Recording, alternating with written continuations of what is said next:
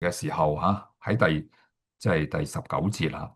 如果你願意順從，你嘅生命能夠影響你周圍左右所有的人，聽得明白嗎？喺屬靈領域裏邊，如果你願意順從，叫做 obey 服從，聽話，你嘅生命能夠影響你所接觸嘅每一個人。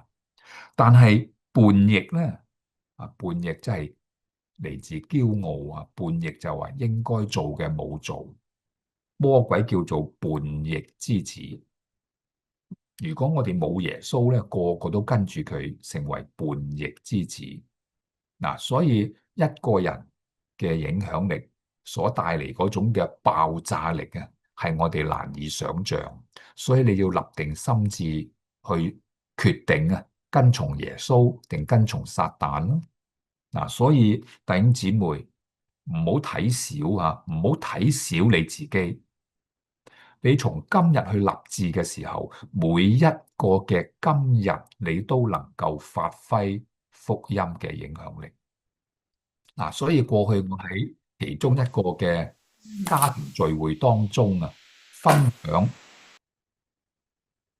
享真理嘅時候，我哋可唔可以唔犯罪啊？咁其中有一個長老，佢一路聽嘅時候咧，好多唔同嘅聲音話唔可以，唔可以，唔可以。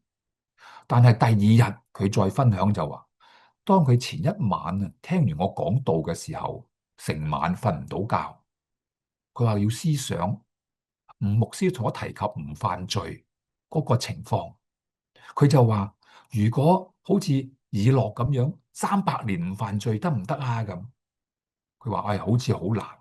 但係如果你話每日當佢諗到話我每日可以唔犯罪咧，就有機會啦。然後佢公開嘅佢講下，我知道我可以犯罪，可以唔犯罪啊，弟兄姊妹。所以當你咁樣立定心志嘅時候，你可以喺神面前發揮福音嘅爆炸力。唔好嫌自己老，唔好嫌自己後生又冇經驗。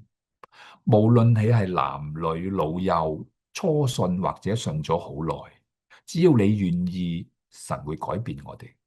願意即係話願唔願意順服啦。所以唔好忘記你一個人嗰個嘅影響力。如果做基督徒做到糊糊塗塗、馬馬虎虎，你嘅影響力、你嘅破壞力更加嘅嚴重。